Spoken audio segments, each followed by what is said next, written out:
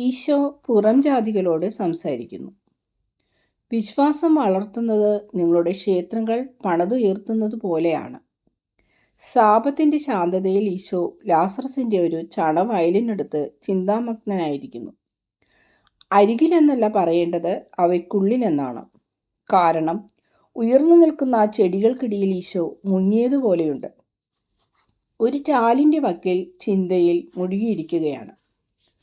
അങ്ങനെയിരിക്കുമ്പോൾ ഒരു ചിത്രശലഭം അരികിലൂടെ പറക്കുന്നു. ഒരു പല്ലി അടുത്തുകൂടി ഓടുകയും ത്രികോണാകൃതിയിലുള്ള അതിൻ്റെ തലയുയർത്തി കറുത്ത കണ്ണുകൾ കൊണ്ട് ഈശോയെ നോക്കുകയും ചെയ്യുന്നു. വേറൊന്നുമില്ല. നേരം ഉച്ച കഴിഞ്ഞു. കുറേ ആയെങ്കിലും കാറ്റിൻ്റെ ഒരു അനക്കം പോലുമില്ല. ദൂരെ നിന്ന് ഒരുപക്ഷെ ലാസറസിൻ്റെ ഉദ്യാനത്തിൽ നിന്നായിരിക്കാം ഒരു സ്ത്രീയുടെ പാട്ട് കേൾക്കാം. സന്തോഷത്തോടെ ശബ്ദമുണ്ടാക്കുന്ന ഒരു ബാലൻ്റെ സ്വരവും. അവൻ ആരുടെയോ കൂടെ കളിക്കുകയാണ്. അനന്തരം 1, 2, 3 സ്വരങ്ങൾ ഒരുമിച്ച് വിളിക്കുന്നു, ഗുരുവേ, ഈശോയെ. വിളി കേട്ട് ചിന്തയിൽ നിന്നുണർന്ന ഈശോ എഴുന്നേൽക്കുന്നു. വളർച്ച പൂർത്തിയായ ചണച്ചെടികൾക്ക് നല്ല ഉയരമുണ്ടെങ്കിലും നീലയും പച്ചയും കലർന്ന കടലിന് മീതെ ഈശോ ഉയർന്നു നിൽക്കുന്നു. അതാ അവൻ അവിടെയുണ്ട്, ജോണെ, തീഷ്ണൻ വിളിച്ചു പറയുന്നു. അമ്മേ, ഗുരു ഇവിടെയുണ്ട്, ഈ ചണത്തോട്ടത്തിൽ. ഈശോ വീട്ടിലേക്കുള്ള വഴിയിലൂടെ നടക്കാൻ തുടങ്ങിയപ്പോൾ മേരി വരുന്നു. എന്താണമ്മേ, എന്താണ് വേണ്ടത്? എൻ്റെ മകനെ, ഏതാനും സ്ത്രീകളെയും കൂട്ടിക്കൊണ്ട് ചില പുറം ജാതിക്കാർ വന്നിരിക്കുന്നു. അവർ പറയുന്നു, നീ ഇവിടെയുണ്ടെന്ന് യോവന്ന പറഞ്ഞവർ അറിഞ്ഞെന്ന്. ഈ ദിവസങ്ങളിലെല്ലാം അവർ നിന്നെ കാണാനായി ആന്റോണിയ ഗോപുരത്തിനടുത്ത് കാത്തിരിക്കുകയാണെന്ന്. ആ, മനസ്സിലായി. ഞാൻ ഉടനെ വരാം. അവർ എവിടെയാണ്? അവർ ലാസറസിൻ്റെ വീടിനടുത്തുള്ള തോട്ടത്തിലുണ്ട്.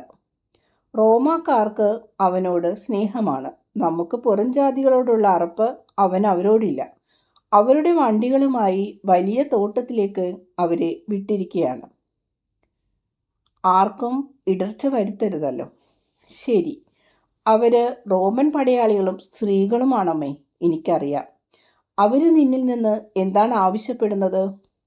ഇസ്രയേൽ അനേകർക്ക് വേണ്ടാത്തത്, അതായത് പ്രകാശം. എന്നാൽ അവർ നീ എന്താണെന്നാണ് വിശ്വസിക്കുന്നത്? ഒരു പക്ഷേ ദൈവമാണെന്ന് എങ്ങനെ വിശ്വസിക്കും? അതെ, അവരുടെ ചിന്താഗതി അനുസരിച്ച് അവർ അങ്ങനെ വിശ്വസിക്കുന്നു. ദൈവം മനുഷ്യനായി അവതാരം ചെയ്തെന്ന് വിശ്വസിക്കാൻ നമ്മളെക്കാൾ അവർക്ക് എളുപ്പമാണ്. അപ്പോൾ നിന്നിൽ അവർ വിശ്വസിക്കുന്നുണ്ടോ?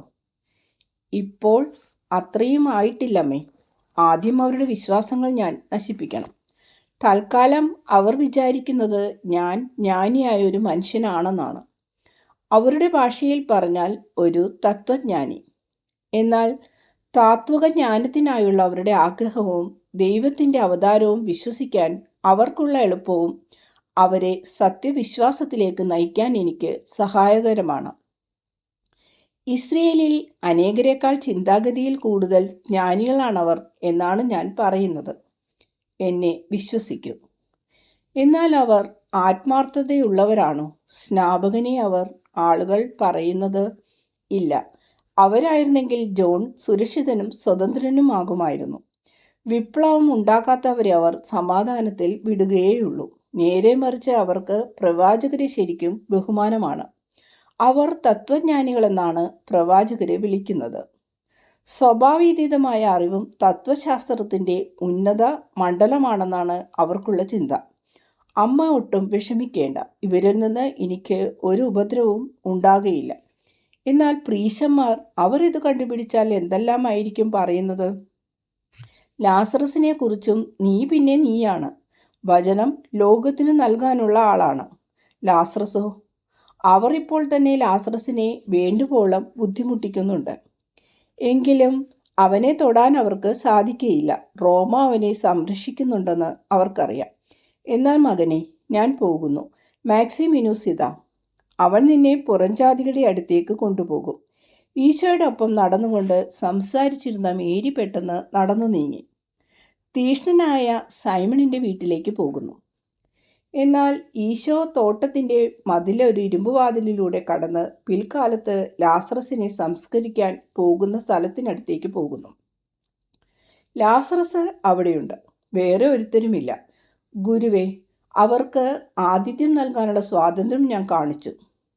നീ ശരിയായിട്ടുള്ളത് ചെയ്തു. അവർ എവിടെ? അതാ അവിടെ, ആ വൃക്ഷക്കൂട്ടങ്ങളുടെ തണലിൽ. നീ കാണുന്നില്ലേ? അവർ വീട്ടിൽ നിന്ന് 500 ചുവടെങ്കിലും അകലെയാണ്. അത് ശരി. പ്രകാശം നിങ്ങളിലേക്ക് എല്ലാവരിലേക്കും വരട്ടെ. ഗുരുവേ, മംഗളം. പൗരവേഷത്തിലായിരിക്കുന്ന ക്വൻ്റീലിയാൽ അഭിവാദ്യം ചെയ്യുന്നു. ഈശോയെ വന്ദിച്ച് സ്ത്രീകളെല്ലാം എഴുന്നേൽക്കുന്നു. പ്ലോട്ടിന, വലേരിയ, ലിഡിയ എന്നിവരും പ്രായം കൂടിയ വേറൊരു സ്ത്രീയുമുണ്ട്. അവരെ എനിക്ക് മനസ്സിലാകുന്നില്ല. സ്ഥാനഔന്നിത്യം കാണിക്കുന്ന വസ്ത്രങ്ങളല്ല അവർ അണിഞ്ഞിരിക്കുന്നത്, സാധാരണ വേഷം. നിന്നെ ശ്രവിക്കാൻ ഞങ്ങൾ തീക്ഷ്ണമായി ആഗ്രഹിച്ചു. എന്നാൽ നീ അങ്ങോട്ട് വന്നതേയില്ല. പിന്നീട് നീ വന്ന സമയത്ത് എനിക്ക് ജോലി സമയമായിരുന്നു. നിന്നെ ഞാൻ കണ്ടതുമില്ല. മത്സ്യകവാടത്തിൽ എൻ്റെ ഒരു സ്നേഹിതനായ പടയാളി അലക്സാണ്ടറെ ഞാനും കണ്ടില്ല. അലക്സാണ്ടറോ? ഞാൻ ഉദ്ദേശിക്കുന്ന അലക്സാണ്ടറെ കുറിച്ച് തന്നെയാണോ നീ അന്വേഷിക്കുന്നതെന്ന് എനിക്ക് അറിഞ്ഞുകൂടാ. കുറച്ചുനാൾ മുമ്പ് നിന്നോട് സംസാരിച്ചെന്ന കുറ്റം ആരോപിച്ച് യഹൂദർ ബഹളമുണ്ടാക്കിയതിനാൽ അലക്സാണ്ടർ എന്നു പേരുള്ള ഒരു ഭടനെ അന്ത്യോക്യയിലേക്ക് സ്ഥലം മാറ്റേണ്ടി വന്നു. ഒരുപക്ഷെ അവൻ വീണ്ടും തിരിച്ചു വന്നേക്കും. ഇവരുടെ കാര്യം എത്ര കഷ്ടമാ. റോമിൻ്റെ കീഴിലാണെങ്കിൽ ഇപ്പോഴും അവർക്ക് ഭരിക്കണം. കൂടുതൽ അസ്വസ്ഥതകൾ ഉണ്ടാകാതിരിക്കണമെങ്കിൽ വളരെ സാമർഥ്യം വേണം. ഞങ്ങളുടെ ജീവിതം അവർ ദുരിതപ്പെടുത്തുകയാണ് ചെയ്യുന്നത്. എന്നെ വിശ്വസിക്കൂ. എന്നാൽ നീ നല്ലവനും ജ്ഞാനിയുമാണ്. ഞങ്ങളോട് നീ സംസാരിക്കുമോ? ഞാൻ താമസിയാതെ പാലസ്തീനയിൽ നിന്നും പോകും. അപ്പോൾ നിന്നെ അനുസ്മരിക്കുന്നതിൽ എന്തെങ്കിലും കൊണ്ടുപോകണമെന്ന് ഞാൻ ആഗ്രഹിക്കുന്നു. ശരി, ഞാൻ നിങ്ങളോട് സംസാരിക്കാമല്ലോ. ഞാൻ ഒരുത്തരെയും നിരാശപ്പെടുത്താറില്ല. എന്താണ് നിങ്ങൾക്ക് അറിയേണ്ടത്? ക്വൻ്റീലിയൻ സ്ത്രീകളുടെ നേരെ നോക്കുന്നു. ഗുരുവേ, നിനക്കിഷ്ടമുള്ളത് ഞങ്ങളോട് പറഞ്ഞാൽ മതി, വലേരിയ പറയുന്നു. പ്ലോട്ടിന വീണ്ടും എഴുന്നേറ്റ് നിന്ന് പറയുന്നു. ഞാൻ കുറെ ചിന്തിക്കുകയായിരുന്നു. ധാരാളം കാര്യങ്ങൾ അറിയാനുണ്ട്. എല്ലാം തന്നെ അറിയണം. എങ്കിലേ ഒരു തീരുമാനമെടുക്കാൻ കഴിയുകയുള്ളൂ. എനിക്കിങ്ങനെ ചോദിക്കാമോ എന്നറിഞ്ഞുകൂടാ. സത്യവിശ്വാസമാകുന്ന അടിത്തറയില്ലാത്തിടത്ത് നിന്നിലുള്ള വിശ്വാസം എങ്ങനെ പണിതുയർത്താമെന്ന് അറിയണമെന്ന് ഞാൻ ആഗ്രഹിക്കുന്നു. ഞങ്ങളുടെ വിശ്വാസമെല്ലാം വ്യർത്ഥമാണെന്ന് നീ പറഞ്ഞല്ലോ. അതായത് ഞങ്ങൾക്കൊന്നുമില്ലെന്ന്. എങ്ങനെയാണ് വല്ലതും നേടാൻ ഞങ്ങൾക്ക് കഴിയുന്നത്? നിങ്ങൾക്കുള്ള ഒരു കാര്യം ഞാൻ ഉദാഹരണമായി എടുത്തു പറയാം. നിങ്ങളുടെ ക്ഷേത്രങ്ങൾ, അതിമനോഹരവും സമ്പൂജയുമായ നിങ്ങളുടെ ക്ഷേത്ര കെട്ടിടങ്ങൾ. അവയുടെ ഏക കുറവ് അവ സമർപ്പിക്കപ്പെട്ടിരിക്കുന്നത് ശൂന്യതക്കാണ് എന്ന കാര്യമാകുന്നു. വിശ്വാസം എങ്ങനെ നേടാമെന്നും അതെവിടെയാണ് സ്ഥാപിക്കേണ്ടതെന്നും ഈ ക്ഷേത്രങ്ങൾ നിങ്ങളെ പഠിപ്പിക്കും. ശ്രദ്ധിച്ച് കേട്ടുകൊള്ളുക. അവ എവിടെയാണ് പണിതതെന്ന് നോക്കുക. ഏത് സ്ഥലമാണ് തിരഞ്ഞെടുക്കുന്നത്? പണിയുന്നത് എങ്ങനെയാണ്? സ്ഥലം സാധാരണയായി വിശാലമായതായിരിക്കും, തുറസായതായിരിക്കും. അതിന് തടസ്സമെന്ന് തോന്നിക്കുന്നതെല്ലാം നീക്കിക്കളയും.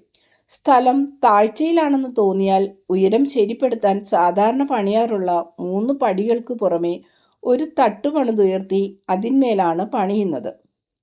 ചുറ്റും തൂണുകൾ പണിത് ഒരു സംരക്ഷണ വലയം നിർമ്മിക്കുന്നു. ഇടയ്ക്കിടയ്ക്ക് പൂമുഖങ്ങളും അവയ്ക്കുള്ളിൽ ദേവന്മാർക്ക് പ്രതിഷ്ഠിച്ചിരിക്കുന്ന വൃക്ഷങ്ങൾ, അരുവികൾ, പീഠങ്ങൾ, ബിംബങ്ങൾ, ലിഖിത ഫലകങ്ങൾ ഇവ സജ്ജീകരിക്കപ്പെടും. അനന്തരം പ്രധാന കവാടം, അതിനുള്ളിൽ ദേവന് പ്രാർത്ഥിക്കാൻ അർപ്പിക്കുന്നതിനുള്ള പീഠം, പീഠത്തിന് മുമ്പിൽ ബലിയർപ്പിക്കാനുള്ള സ്ഥലം. കാരണം ബലിയർപ്പണം പ്രാർത്ഥനയ്ക്ക് മുമ്പേ നടക്കണം. പലപ്പോഴും വളരെ വിശിഷ്ടമായി പണി ചെയ്തിരിക്കുന്ന ക്ഷേത്രങ്ങളിൽ ഒരു സ്തംഭവലയം ഈ ഭാഗത്തുണ്ട്.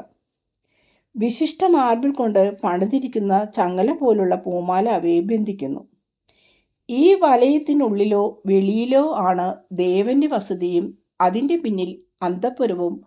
മാർബിൾ പ്രതിമകൾ, കെട്ടിടത്തിൻ്റെ വിശിഷ്ടമായ പണികൾ, അലങ്കാരങ്ങൾ, അവയുടെ മിനുമിനുക്കം എന്നിവയെല്ലാം ക്ഷേത്രത്തെ വളരെ ശ്രേഷ്ഠമാക്കുന്നു. യാതൊരു കലാബോധവും ഇല്ലാത്തവർക്ക് പോലും അത്ഭുതമുളവാക്കുന്നു. അങ്ങനെയല്ലേ? ശരിയാണ് ഗുരുവേ. അങ്ങ് അവ കണ്ടു മനസ്സിലാക്കിയിട്ടുണ്ടല്ലോ. ഈശോയെ സ്തുതിച്ചുകൊണ്ട് പ്ലോട്ടിന പറയുന്നു. എന്നാൽ അങ്ങൊരിക്കലും പാലസ്തീന വിട്ടു പോയിട്ടില്ല എന്ന് ഞങ്ങൾക്കറിയാം. ക്വൻ്റിലിയൻ വിസ്മയഭരിതനായി പറയുന്നു. ഞാൻ ഒരിക്കലും പാലസ്തീന വിട്ട് റോമിലേക്കോ ആഥൻസിലേക്കോ പോയിട്ടില്ല. എന്നാൽ റോമിലെയും ഗ്രീസിലെയും വാസ്തുശില്പം എനിക്ക് പരിചയമുണ്ട്. പാർത്തനോൺ നിർമ്മിച്ച അതിബുദ്ധിമാന്മാരുടെ പക്കൽ ഞാനുണ്ടായിരുന്നു. കാരണം ജീവനോ ജീവൻ്റെ പ്രവർത്തനമോ ഉള്ള എല്ലായിടത്തും ഞാനുണ്ട്. ജ്ഞാനിയായ ഒരു മനുഷ്യൻ ധ്യാനിക്കുന്നിടത്ത്, സമർത്ഥനായ ശില്പി പണി ചെയ്യുന്ന സ്ഥലത്ത്, ഒരു കവിത എഴുതിക്കൊണ്ടിരിക്കുന്ന കവിയുടെ അടുത്ത്, തൊട്ടിലിന് മീതെ പാടുന്ന മാതാവിനടുത്ത്, വയലിൽ പണി ചെയ്യുന്ന ഒരു കൃഷിക്കാരൻ്റെ അടുത്ത്, ശ്വസിക്കുന്ന ഒരു ജീവിയുടെ അടുത്ത്, വളരുന്ന ഒരു വൃക്ഷത്തിനടുത്ത് ഞാനുണ്ട്. ആരിൽ നിന്നും ഞാൻ വരുന്നോ അവനോടുകൂടെ ഞാനുമുണ്ട്. ഭൂമി കുലുക്കത്തിൻ്റെ ഇലമ്പലിൽ, അലയടിക്കുന്ന ഇടിമുഴക്കത്തിൽ, നക്ഷത്രങ്ങളുടെ പ്രകാശത്തിൽ, വേലിയേറ്റത്തിലും വേലിയിറക്കത്തിലും, കഴുകൻ്റെ പറക്കലിൽ, കൊതുകിൻ്റെ മൂളലിൽ എല്ലാം അത്യുന്നതനായ സൃഷ്ടാവിനോടൊപ്പം ഞാനുമുണ്ട്. അപ്പോൾ നിനക്കെല്ലാം അറിയാം. മനുഷ്യൻ്റെ ചിന്തകളും പ്രവൃത്തികളും എല്ലാം നിനക്കറിയാം. ക്വൻ്റിലിയൻ വീണ്ടും പറയുന്നു. അതെ, എനിക്കറിയാം. വിസ്മയത്താൽ റോമാക്കാരെല്ലാം പരസ്പരം നോക്കുന്നു. കുറേ നേരം നിശബ്ദത. പിന്നീട് വളരെ സങ്കോചത്തോടെ വലേരിയ പറയുന്നു, ഗുരുവേ, അങ്ങേ ആശയം ഒന്നുകൂടി വിശദമാക്കാമോ? എന്ത് ചെയ്യണമെന്ന് ഞങ്ങൾക്കറിയാൻ കഴിയട്ടെ. അതെ, നിങ്ങൾ അഭിമാനം കൊള്ളുന്ന നിങ്ങളുടെ ക്ഷേത്രങ്ങൾ പണിയുന്നത് പോലെയാണ് വിശ്വാസം പണിതുയർത്തേണ്ടത്. ക്ഷേത്രത്തിന് സ്ഥലമെടുക്കുന്നു, സ്ഥലം വെടിപ്പാക്കുന്നു, അത് ഉയർത്തുന്നു. യഥാർത്ഥ ദേവനായ വിശ്വാസത്തിന് വസിക്കാനുള്ള ക്ഷേത്രം എവിടെയാണ്? പ്ലോട്ടിന ചോദിക്കുന്നു. പ്ലോട്ടിന, വിശ്വാസം ഒരു ദേവനല്ല, അതൊരു നന്മയാണ്. സത്യവിശ്വാസത്തിൽ ദേവന്മാരുമില്ല. ഏകസത്യദൈവം മാത്രമേ ഉള്ളൂ. അതായത് ആ ദൈവം അവൻ്റെ വസതിയായ ഒളിമ്പസിൽ ഏകനായി കഴിയുന്നു. ഒറ്റയ്ക്കേയുള്ളുവെങ്കിൽ അവൻ എന്താണ് അവിടെ ചെയ്യുന്നത്? അവൻ സ്വയം പര്യാപ്തനാണ്. സൃഷ്ടികളിൽ എല്ലാറ്റിനെയും അവൻ പരിപാലിക്കുന്നു. ഒരു കൊതുകിൻ്റെ മൂളിൽ പോലും അവനുണ്ട് എന്ന് ഞാൻ പറഞ്ഞു കഴിഞ്ഞല്ലോ. അവന് മുഷിപ്പൊന്നും ഉണ്ടാകുമെന്ന് പേടിക്കേണ്ട. ഒരു വലിയ സാമ്രാജ്യത്തിൻ്റെ അധിപനാണെങ്കിലും വെറുക്കപ്പെടുന്നവനാണെന്നറിഞ്ഞ് വെറുക്കുന്ന ഒരു സാധു മനുഷ്യനല്ല അവൻ. അവൻ സ്നേഹം തന്നെയാണ്. അവൻ ജീവിക്കുന്നത് സ്നേഹിച്ചുകൊണ്ടാണ്. അവൻ്റെ ജീവൻ നിരന്തരമായ സ്നേഹമാണ്. അവൻ അപരിമേയനാണ്, സർവശക്തനാണ്. അതിനാൽ സ്വയം പര്യാപ്തനുമാണ്. അവൻ പൂർണ്ണത തന്നെയാണ്. മടുപ്പ് തോന്നാൻ സമയം കിട്ടാത്ത വിധം സൃഷ്ടിജാലകങ്ങൾ അവൻ്റെ നിരന്തരമായ ഹിതത്താൽ ജീവിക്കുന്നു. അവ എത്രയധികമാണ്! മടുപ്പ്, മുഷിച്ചിൽ, ബോറടി എന്നെല്ലാം പറയുന്നത് മടിയുടെയും ദുഷ്ടതയുടെയും കനിയാണ്. സത്യദൈവത്തിൻ്റെ സ്വർഗത്തിൽ മടിയോ ദുഷ്ടതയോ ഒന്നുമില്ല. ഇപ്പോൾ അവനെ ശുശ്രൂഷിക്കുന്ന, അവന് സേവനം ചെയ്യുന്ന ദൈവദൂതന്മാരുണ്ട്. എന്നാൽ താമസിയാതെ നീതിമാന്മാരായ ജനങ്ങളുടെ ഒരു കൂട്ടം അവൻ്റെ പക്കലെത്തും. അവനോടൊത്ത് സന്തോഷിക്കും. ആ സമൂഹം സത്യദൈവത്തിൽ വിശ്വസിക്കുന്ന ഭാവി വിശ്വാസികൾ നിമിത്തം വലുതായിക്കൊണ്ടിരിക്കും. ദൈവദൂതന്മാരെന്ന് പറയുന്നത് ജീനികളാണോ? ലിലിയ ചോദിക്കുന്നു. ഭൂതങ്ങൾ അല്ല. അവരെ സൃഷ്ടിച്ച ദൈവത്തെപ്പോലെ അശരീരികളാണവർ, അരൂപികൾ. ജീനികളപ്പോൾ എന്താണ്? അതെല്ലാം അബദ്ധങ്ങളാണ്. നിങ്ങൾ വിചാരിക്കുന്നത് പോലെയല്ല. അവക്ക് അസ്തിത്വമേ ഇല്ല. എന്നാൽ സത്യാന്വേഷണത്തിന് സ്വാഭാവികമായ മനുഷ്യന് ഒരു പ്രവണതയുണ്ടല്ലോ. അങ്ങനെ മനുഷ്യൻ ജഡം മാത്രമല്ല, നശിച്ചു പോകുന്ന ശരീരത്തിൽ അമർത്യമായ എന്തോ ഒന്നുണ്ടെന്ന് നിങ്ങളും മനസ്സിലാക്കിയിട്ടുണ്ട്. ഈ അറിവ് ആത്മാവിൻ്റെ പ്രചോദനത്തിൻ്റെ ഫലമായി ലഭിക്കുന്നു. അജ്ഞാനികളിലും ആത്മാവുണ്ട്. അത് സജീവമാണ്. എന്നാൽ ആത്മാവിൻ്റെ ആഗ്രഹങ്ങൾ അവരിൽ ഫലമണിയാത്തത് നിമിത്തം ആത്മാവ് നിരാശപ്പെടുകയും വേദനിക്കുകയും ചെയ്യുന്നു. ദൈവത്തെ ഓർക്കുകയും ആഗ്രഹിച്ച് തളരുകയും ചെയ്യുന്ന ആത്മാവിനെ നയിക്കുന്നത് അവിശ്വാസിയുടെ മനസ്സാണ്. ഈ ആത്മാവ് വസിക്കുന്നത് അജ്ഞാനിയുടെ ശരീരത്തിലും. പട്ടണങ്ങളെയും രാജ്യങ്ങളെയും സംബന്ധിച്ച് ഇത് തന്നെയാണ് സംഭവിക്കുന്നത്. അങ്ങനെ ഭൂതത്തിൻ്റെ ആവശ്യം തോന്നുന്നു. അതുണ്ടെന്ന് നിങ്ങൾ വിശ്വസിക്കുകയും ചെയ്യുന്നു. എന്നിട്ട് ഓരോ വ്യക്തിക്കും ഓരോ ഭൂതമുണ്ട്. കുടുംബത്തിനും പട്ടണത്തിനും രാജ്യത്തിനും ഉണ്ടെന്ന് നിങ്ങൾ കരുതുന്നു. റോമ പട്ടണത്തിന് ഒന്ന്, ചക്രവർത്തിക്ക് ഒന്ന്, ഇവയെ കൂട്ടി ദൈവങ്ങളാണെന്ന് കരുതി നിങ്ങൾ ആരാധിക്കുകയും ചെയ്യുകയാണ്. സത്യവിശ്വാസത്തിലേക്ക് വരൂ. നിങ്ങൾ നിങ്ങളുടെ ദൈവദൂതനുമായി പരിചയപ്പെടും. ആ ദൂതനെ നിങ്ങൾ സ്നേഹിക്കും, വണങ്ങും. എന്നാൽ ആരാധിക്കുകയില്ല. ദൈവത്തിനെ മാത്രമേ ആരാധിക്കാവൂ. അജ്ഞാനികളിലും സന്നിഹിതമായി സജീവമായിരിക്കുന്ന ആത്മാവ് നിരാശ മൂലം സഹിക്കുന്നെന്നും ആ ആത്മാവ് പ്രചോദനം നൽകുന്നെന്നും നീ പറഞ്ഞല്ലോ. എന്നാൽ ആരിൽ നിന്നാണ് ആത്മാവ് വരുന്നത്? പിബ്ലിയൂസ് കൊന്റിലിയാൻ ചോദിക്കുന്നു. ദൈവത്തിൽ നിന്ന്. ദൈവമാണ് സൃഷ്ടാവ്. പുരുഷനോടുള്ള സംഗമം വഴി സ്ത്രീയിൽ നിന്നല്ലേ നമ്മെല്ലാവരും ജനിക്കുന്നത്? നിങ്ങളുടെ ദേവന്മാരും അങ്ങനെയാണ് ജനിക്കുന്നത്. നിങ്ങളുടെ ദൈവങ്ങൾ അസ്തിത്വമുള്ളവയല്ല. അതെല്ലാം വിശ്വസിക്കാൻ ആഗ്രഹമുള്ള നിങ്ങളുടെ മനസ്സിൻ്റെ ഭാവനയാണ്. കാരണം വിശ്വാസം ശ്വാസോച്ഛ്വാസത്തേക്കാൾ മനുഷ്യന് ആവശ്യമുള്ള ഒന്നാണ്. വിശ്വസിക്കുന്നില്ല എന്ന് പറയുന്നവനും വിശ്വസിക്കുന്നുണ്ട്, എന്തൊക്കെയോ വിശ്വസിക്കുന്നുണ്ട്. ദൈവത്തിൽ ഞാൻ വിശ്വസിക്കുന്നില്ല എന്നുള്ള പ്രസ്താവനയിൽ തന്നെ വേറെ എന്തിലോ വിശ്വസിക്കുന്നു എന്ന ധ്വനിയുണ്ട്. ഒന്നുകിൽ തന്നിൽ തന്നെ, അല്ലെങ്കിൽ അഹങ്കരിക്കുന്ന സ്വന്തം ബുദ്ധിയിൽ. എന്തിലെങ്കിലും വിശ്വസിക്കുന്നുണ്ട്. ഇത് ചിന്ത പോലെയാണ്. എനിക്ക് ചിന്തിക്കാൻ ഇഷ്ടമില്ല, അല്ലെങ്കിൽ ദൈവത്തിൽ വിശ്വസിക്കാൻ ഞാൻ ആഗ്രഹിക്കുന്നില്ല എന്ന് ചിന്തിക്കുന്നു എന്ന വസ്തുതയാണ്. എന്നാൽ ഇതേക്കുറിച്ച് ചിന്തിക്കാൻ മനസ്സാകുന്നില്ല എന്നുമാണ്. മനുഷ്യനെക്കുറിച്ച് ഈ ആശയം ഒന്നുകൂടി വ്യക്തമാക്കാൻ ഇങ്ങനെ പറയുന്നതായിരിക്കും ശരി. എല്ലാ മൃഗങ്ങളെയും പോലെ മനുഷ്യൻ ജനിക്കുന്നത് ആണും പെണ്ണും തമ്മിലുള്ള സംഗമത്തിൽ നിന്നാണ്. എന്നാൽ മൃഗീയ മനുഷ്യനെ തനി മൃഗത്തിൽ നിന്നും വ്യത്യസ്തനാക്കുന്ന അവൻ്റെ ആത്മാവ് ദൈവത്തിൽ നിന്നും വരുന്നു.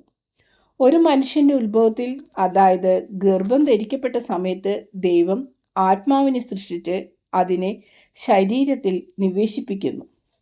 അങ്ങനെ ചെയ്തില്ലെങ്കിൽ രൂപപ്പെടുന്ന ശരീരം തനി മൃഗമായിരിക്കും. അജ്ഞാനികളായ ഞങ്ങൾക്കും അതുണ്ടോ? നിന്റെ ആൾക്കാരുടെ രീതി കണ്ടാൽ അങ്ങനെയല്ല എന്ന് തോന്നും. കൊന്റിലിയാൻ അർത്ഥം വെച്ച് സംസാരിക്കുന്നു. സ്ത്രീയിൽ നിന്നും ജനിക്കുന്ന എല്ലാവർക്കും അതുണ്ട്. എന്നാൽ പാപം അതിനെ കൊല്ലുന്നു എന്ന് നീ പറഞ്ഞു. അങ്ങനെയാണെങ്കിൽ പാപികളായ ഞങ്ങളിൽ അതെങ്ങനെയാണ് ജീവിക്കുന്നത്? പ്ലോട്ടീന ചോദിക്കുന്നു. വിശ്വാസത്തിനെതിരെ നിങ്ങൾ പാപം ചെയ്യുന്നില്ല, കാരണം സത്യത്തിലാണ് നിങ്ങൾ എന്ന് നിങ്ങൾ ആത്മാർത്ഥമായി വിശ്വസിക്കുന്നു. എന്നാൽ യഥാർത്ഥ സത്യത്തെ നിങ്ങൾ അറിഞ്ഞു പരിചയപ്പെട്ട ശേഷം തെറ്റിൽ ഉറച്ചു നിൽക്കുകയാണെങ്കിൽ അപ്പോൾ നിങ്ങൾ പാപം ചെയ്യുകയായിരിക്കും. അതുപോലെ ഇസ്രയേലിന് പാപമായിട്ടുള്ള പല കാര്യങ്ങളും നിങ്ങൾക്ക് പാപമല്ല, കാരണം നിങ്ങളെ തടയുന്ന ദൈവിക നിയമം നിങ്ങൾക്കില്ല. ദൈവത്തിൻ്റെ കൽപ്പനകൾക്കെതിരെ മനഃപൂർവ്വം ധിക്കാരം കാട്ടുമ്പോഴാണ് പാപമാകുന്നത്. അങ്ങനെയുള്ളവർ പറയും ഇത് തെറ്റാണെന്ന്. എനിക്കറിയാം, എന്നാലും ഞാനത് ചെയ്യും. ദൈവം നീതിമാനാണ്. താൻ ചെയ്യുന്നത് ശരിയാണെന്ന ബോധ്യത്തിൽ തെറ്റു ചെയ്യുന്നയാളെ ശിക്ഷിക്കാൻ ദൈവത്തിന് കഴിയുകയില്ല. തിന്മയും നന്മയും വിവേചിച്ചറിഞ്ഞ ശേഷം തെറ്റിൽ ഉറച്ചു നിൽക്കുന്നവരെയാണ് ദൈവം ശിക്ഷിക്കുന്നത്. അപ്പോൾ നമുക്ക് ആത്മാവുണ്ട്. അത് നമ്മളിൽ സജീവമായി വസിക്കുന്നുണ്ട്, അല്ലേ? അതെ, അങ്ങനെ തന്നെ. അത് വേദനിക്കുന്നുമുണ്ട്. അത് ദൈവത്തെ ഓർമ്മിക്കുന്നുണ്ടെന്ന് നീ വാസ്തവമായും കരുതുന്നുണ്ടോ? ഞങ്ങളെ വഹിച്ച ഉദരത്തെ ഞങ്ങൾ ഓർമ്മിക്കുന്നില്ല. അതിൻ്റെ അകം എങ്ങനെയായിരുന്നു എന്ന് പറയാൻ ഞങ്ങൾക്ക് സാധിക്കുകയില്ല. ഞാൻ മനസ്സിലാക്കിയത് ശരിയാണെങ്കിൽ ആത്മാവ് ദൈവത്തിൽ നിന്ന് അരൂപിയായി ജനിച്ചതാണ്. ദീർഘനാൾ വസിച്ച ഗർഭപാത്രം ഓർമ്മിക്കാൻ ശരീരത്തിന് കഴിയുന്നില്ലെങ്കിൽ ആത്മാവിന് ദൈവത്തെ ഓർക്കാൻ കഴിയുമോ? ആത്മാവ് പദാർത്ഥപരമല്ല പ്ലോട്ടിന. ഒരു ഭ്രൂണം പദാർത്ഥമാണ്. ഭ്രൂണം രൂപപ്പെട്ട് കഴിയുമ്പോൾ ആത്മാവ് അതിൽ നിവേശിക്കപ്പെടുന്നു. ആത്മാവ് ദൈവത്തെ പോലെ നിത്യമാണ്, അരൂപിയാണ്. സൃഷ്ടിക്കപ്പെട്ട നിമിഷം മുതൽ അത് നിത്യമാണ്. എന്നാൽ ദൈവത്തിൻ്റെ നിത്യത ഏറ്റവും പരിപൂർണമാണ്. ആരംഭമില്ല, അവസാനവുമില്ല. ദൈവം സൃഷ്ടിച്ച അരൂപിയായ ആത്മാവ് ബുദ്ധിയും പ്രകാശമുള്ളതുമാണ്. അത് ഓർമ്മിക്കുന്നു. ദൈവത്തിനായി അത് ദാഹിക്കുന്നുണ്ട്. ആരിൽ നിന്ന് അത് വരുന്നോ ആ സത്യദൈവത്തിനായി അത് വിശക്കുന്നു. അതിനാലാണ് ദൈവത്തെ സമീപിക്കാൻ വേണ്ട ബുദ്ധിമുട്ടുകൾ സഹിക്കാൻ മന്ദത പിടിച്ച ശരീരത്തെ അത് ഹോമിക്കുന്നത്.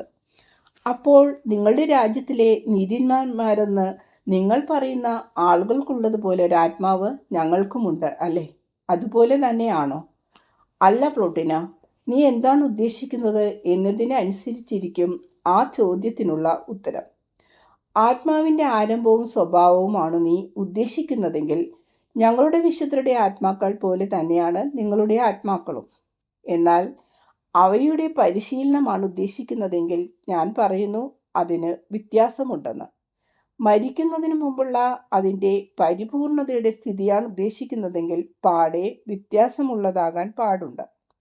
എന്നാൽ ഈ പറഞ്ഞത് അവിശ്വാസികളായ നിങ്ങളെ മാത്രം ബാധിക്കുന്നതല്ല.